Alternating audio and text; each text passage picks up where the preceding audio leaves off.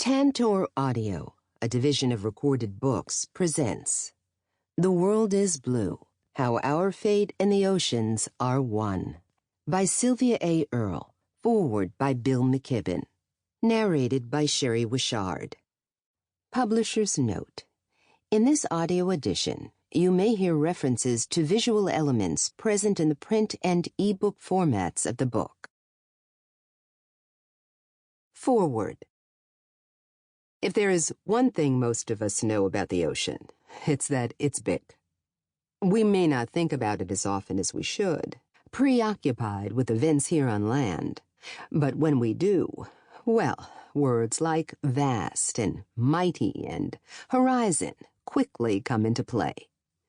Sylvia Earle, who may know the ocean as well as any human being now alive, helps us cut that intimidating vastness down to size. She does it in two ways, both amply illustrated in this new classic book. Her first method is to bring the ocean to full life, to remind us of the very nearly infinite abundance of things that live there, some of them things that only a few people besides her have ever laid eyes on. Many terrestrial species are still undiscovered, of course, but we're pretty clear on the basic categories: beetles, things with feathers, lizards. Underwater, there are great varieties of stuff we've never even thought of, like fish that dangle lights and stalks in front of them to attract their prey.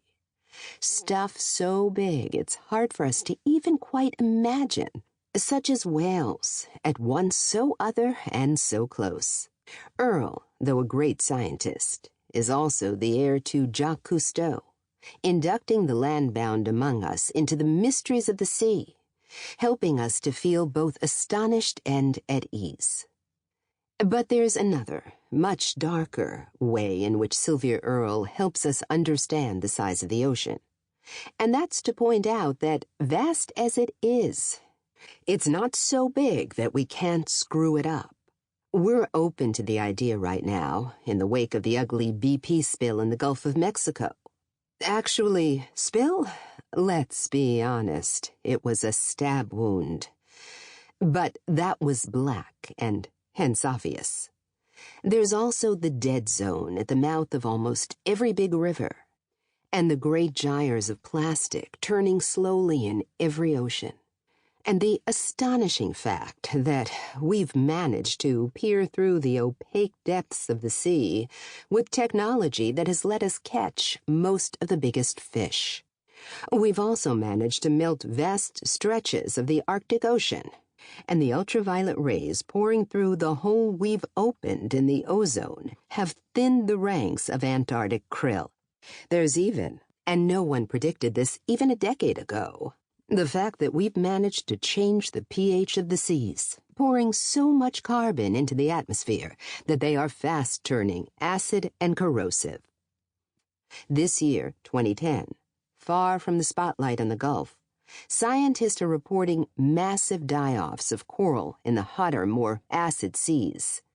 So our job becomes protecting that glory, using the insights and emotions, the reason and the passion that this tour creates to make us take some serious action.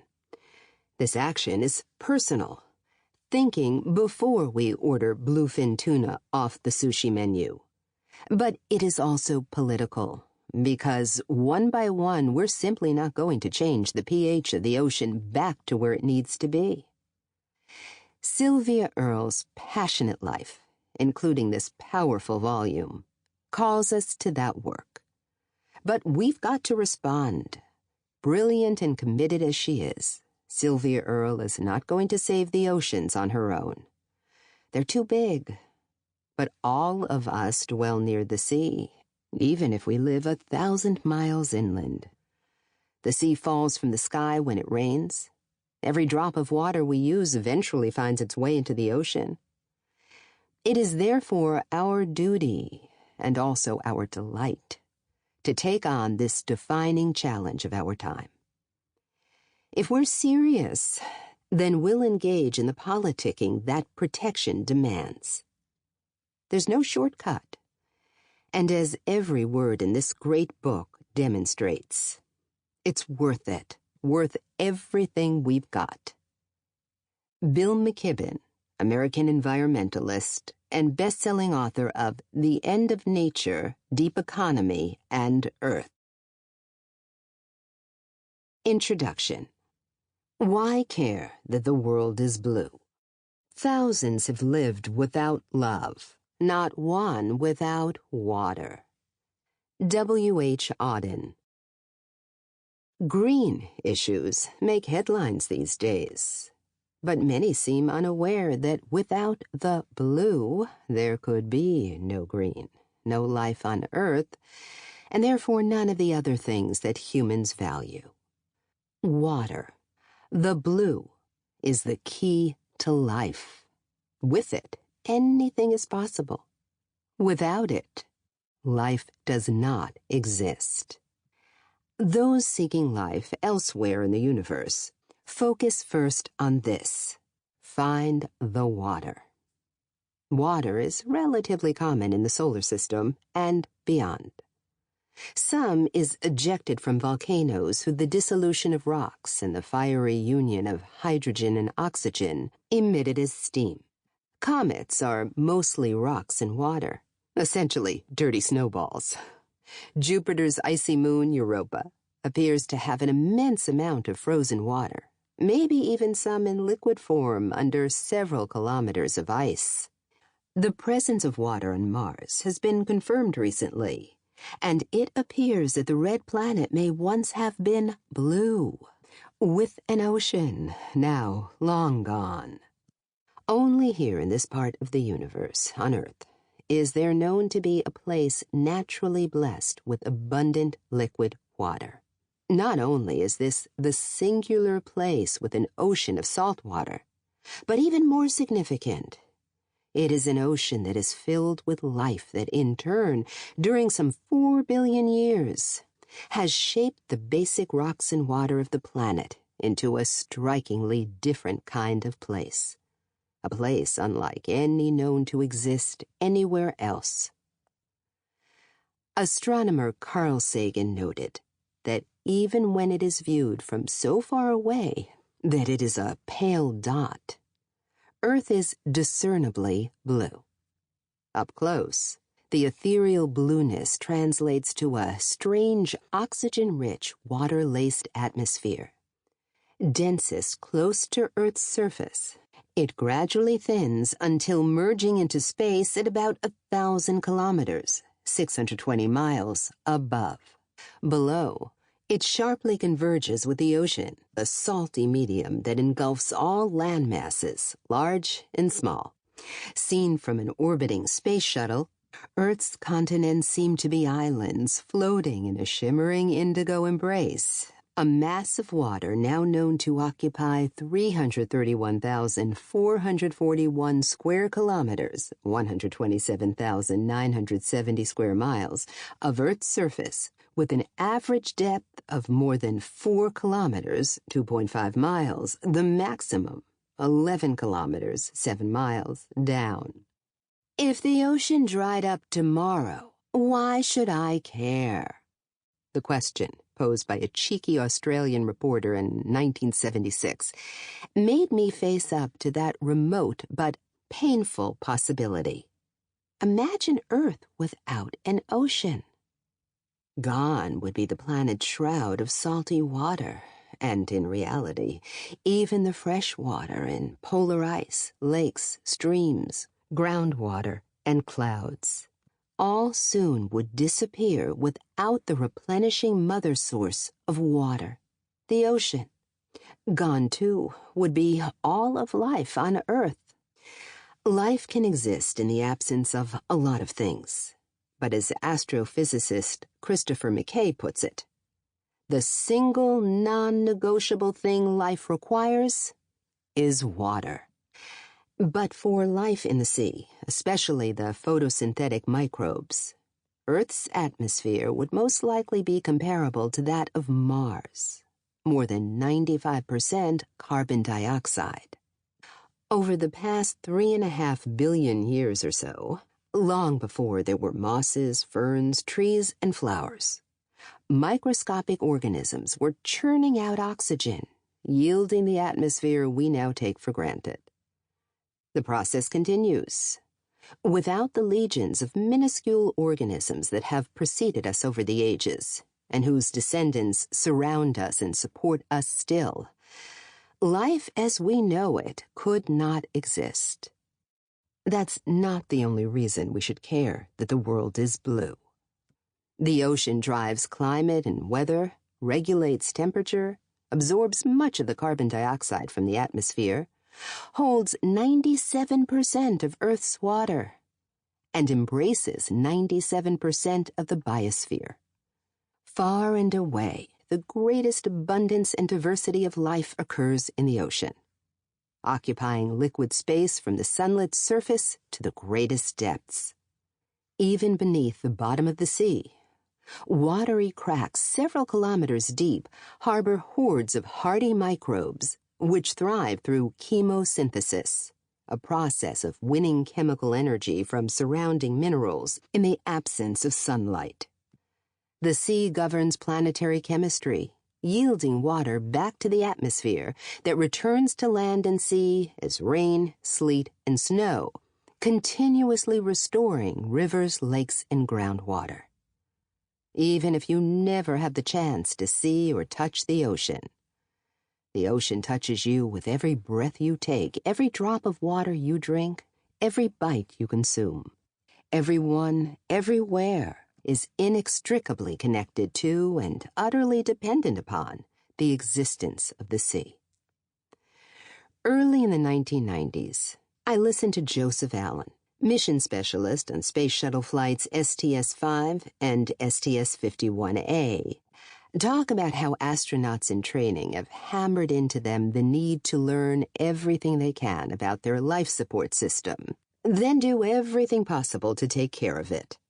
On the stage was a large photograph of Earth taken during the Apollo program years before. He pointed at it and, with a meaningful grin, said, "Life support system, there it is. Learn everything you can about it and do everything you can to take care of it." Earth's life support system, the ocean, is failing. But who is paying attention?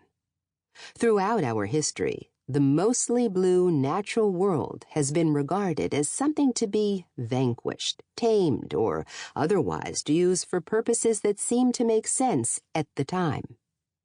Deeply rooted in human culture is the attitude that the ocean is so vast, so resilient, it shouldn't matter how much we take out of or put into it. But two things changed in the 20th century that may jolt us into a new way of thinking. First, more was discovered about the nature of the ocean and its relevance to the way the world works than during all preceding history. Second, during the same narrow slice of time, human actions caused more destruction to ocean systems than during all preceding history. And the pace is picking up. With hindsight, it is now clear that well before the start of the 20th century, humans had drastically, if unwittingly, altered the fundamental nature of the sea by decimating the populations of fish, mammals, birds, turtles, lobsters, oysters, and other ocean wildlife. Further changes were initiated by noxious substances lofted into the atmosphere that eventually made their way into the sea. Deliberate dumping of wastes and runoff of agricultural wastes, excess fertilizers, and pesticides already were having a serious impact on the nature of the ocean, even before Jacques Cousteau published his pioneering saga about diving, The Silent World, in 1953. But since then, the decline has accelerated dramatically, coincident with impacts from more than twice as many people as there were half a century ago, and development of new technologies that have made exploitation possible in regions previously inaccessible. Consider, since the middle of the 20th century, hundreds of millions of tons of ocean wildlife have been removed from the sea while hundreds of millions of tons of wastes have been poured into it. 90% of many once common fish have been extracted since the 1950s. 95% of some species, including bluefin tuna, Atlantic cod, American eel, and certain sharks, have been killed, and taking them is still allowed. Destructive fishing techniques, trawls, longlines, rock-hopping dredges, not only continue to take too much, they have destroyed habitats and killed millions of tons of animals that are simply discarded. Every year, industrial fishing wantonly kills hundreds of thousands of marine mammals, seabirds, and sea turtles, and hundreds of millions of fish and invertebrate animals. Half of the shallow coral reefs globally are gone, or are in a state of serious decline since the 1950s. In much of the Caribbean, 80% are dead. Deep coral reefs are being destroyed by new deep trawling technologies aimed at capturing fish that are decades, even centuries old. The destroyed corals are thousands of years old. More than 400 dead zones have formed in coastal areas in recent decades, and the number is increasing and accelerating, reflecting changes in ocean chemistry. Global warming and other changes in climate are affecting ocean systems and ocean life just as on land, and those impacts in turn are influencing the atmosphere and terrestrial systems. As the principal driver of planetary climate and weather, changes in the ocean resonate globally. The ocean's pH, the measure of alkalinity or acidity, is changing owing to increased CO2 that in turn becomes carbonic acid. Consequences are likely to be most obvious for coral reefs, mollusks, and plankton housed in carbonate shells. But the changes touch all forms of life in the sea. Most troubling, perhaps, is the profound, widespread ignorance about the ocean and its vital importance to everyone, everywhere, all the time. It is not just the fact that less than 5% of the ocean has been seen, let alone explored. Even what is known to scientists is not widely appreciated by the public, and certainly not by most policy-making officials. So, why does the ocean matter? Of course, the economic uses of the ocean matter. Extraction of oil, gas, minerals, fresh water and wildlife, transportation, tourism, real estate enhancement, and much more. Health issues matter. Waterborne diseases are increasing, from cholera linked to coastal contamination and proliferation of toxic algal blooms in coastal waters, to mercury and other pollutants in ocean wildlife consumed by the public. Security issues matter, with competition increasing for rights to use the ocean for military reasons, for access to ports, for fishing, for safe transport of people and goods. But most of all, it matters that the world is blue because our lives depend on the living ocean. Not just the rocks and water, but stable, resilient, diverse living systems that hold the world on a steady course favorable to humankind. The big question is, what can we do to take care of the blue world that takes care of us? In April 2010, this question was posed during an expedition involving 100 participants plus crew aboard the National Geographic Lindblad vessel Endeavour while sailing, hiking, diving, and deliberating in the Galapagos Islands. The voyage was organized in response to the TED Prize that I was awarded in February 2009, including the granting of a wish that could change the world. See TED Talk. Developing a global network of protected areas in the ocean, hope spots, seemed to me to be a worthy wish that could go a long way toward protecting and restoring health to the ocean. But making it happen would require enough people with talent, resources, and never give up commitment to foster a groundswell that could grow to a tsunami of support.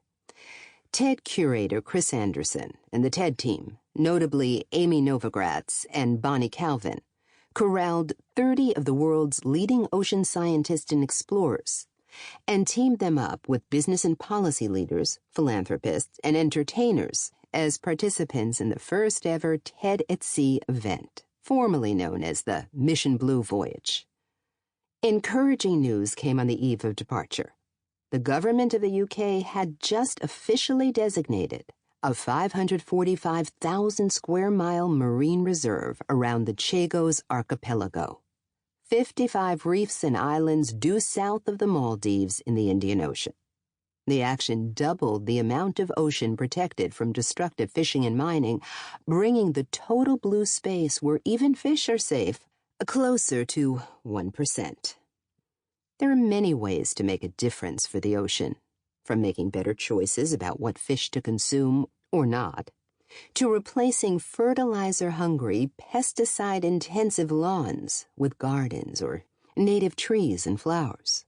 But the most effective solutions are those that individuals craft for themselves, based on their personal talents, passions, and capabilities.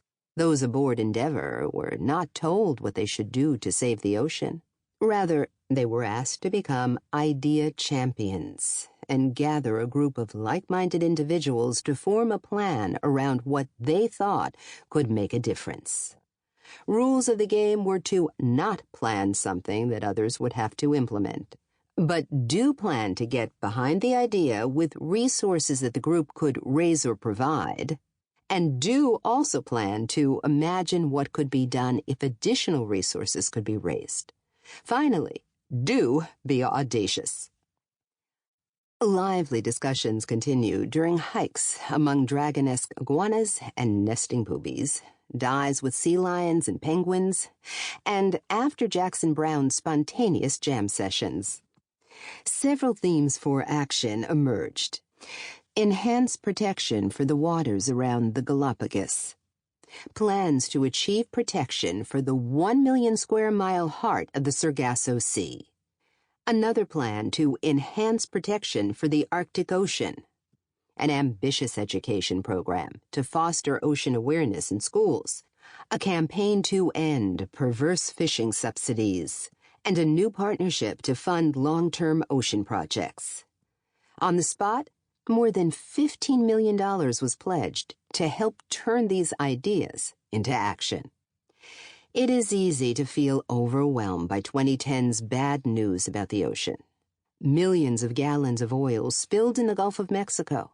The refusal of nations to use the power of the Convention on International Trade in Endangered Species, CITES, to protect the critically endangered bluefin tuna, shark, and sturgeon. The insistence by Japan, Norway, and Iceland that they will continue killing whales. The accelerating loss of polar ice, increasing ocean acidification, an alarming report documenting a 40% decline in ocean plankton in a matter of decades. How do you maintain hope? Master wildlife photographer Joel Sartori asked me following his artistic tribute to the rarest of Earth's rare creatures at an Aspen Institute conference in July 2010. The outlook for the continued existence of the subjects of Joel's portraits does not look promising. Cheer up, I said. If you want to have an impact on history and help secure a better future for all that you care about, be alive now. It is beginning to dawn on even crusty politicians, skeptical CEOs, and wily economists that protecting nature, land, air, water, and wild things everywhere is essential, not optional. Doubters have only to look at human impacts in the world over the past 50 years. Consider the dramatic degradation of systems that keep us alive, and project trends forward. There are plenty of reasons for hope, and we still have time. But no time to waste. Perspective. For a moment of night, we have a glimpse of ourselves and of our world, islanded in a stream of stars, pilgrims of mortality, voyaging between horizons across eternal seas of space and time. Henry Beston, The Outermost House, 1928. I could hear it coming, a sizzling, bubbling rush of green water more than twice my height. A rogue wave that swept me tumbling into a froth of sand and salt water. All I could think of was air. I couldn't breathe, couldn't stand as the undertow pulled me down. I felt deep, numbing fear when suddenly the water flowed away. My toes found firm ground, and I stood, sputtering but exhilarated. My mother, up to her knees in surf, started to pull me to the shore, but seeing the look in my eyes, paused and, mother of all mothers, did not stop me when I leaped into the next wave. On a New Jersey beach in 1938, the ocean won my heart. I was 3 years old. A wave got my attention, but what held it then and set me on a lifetime course connected to the sea and the creatures that lived there were the thousands of craggy brown horseshoe crabs that clambered ashore every summer. As big as a dishpan, glossy brown with a rounded body, lots of legs, and a long spiky tail, a horseshoe crab was unlike any other land creature I had ever known. I worried that the crabs would die as I watched them crawling high on the beach away from the ocean. I spent hours picking them up and putting them back into the water, not knowing that they wanted to go ashore to lay and fertilize eggs in the wet sand, then return to the depths. It is a procedure that has worked for these animals for several 100 million years. But I now know the horseshoe crab and thousands of other ancient resilient creatures may not survive the impact my species has had on the living world, largely in a single century.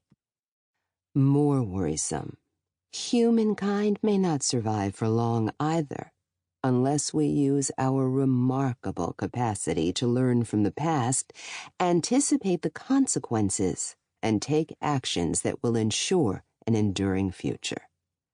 As it turns out, the future of the ocean, the creatures who live there, and our own future are inextricably linked. Astronauts return from space transformed by seeing Earth glowing blue against the infinity of the universe. Similarly, I have been transformed through years of seeing the world from the inside out. First by diving in the rivers and inshore waters of the Gulf of Mexico. Later, by leading global expeditions and experiencing thousands of dives into previously unexplored waters. When I first dived in 1952, I was blissfully unaware that in the same year the very last Caribbean monk seal was sighted, an animal once common in the Gulf of Mexico, Caribbean, and Bahamas. I certainly was unaware that the ocean globally was on the verge of cataclysmic decline, that the pristine seas I had known as a child were in danger of becoming paradise lost. I was not alone in not knowing.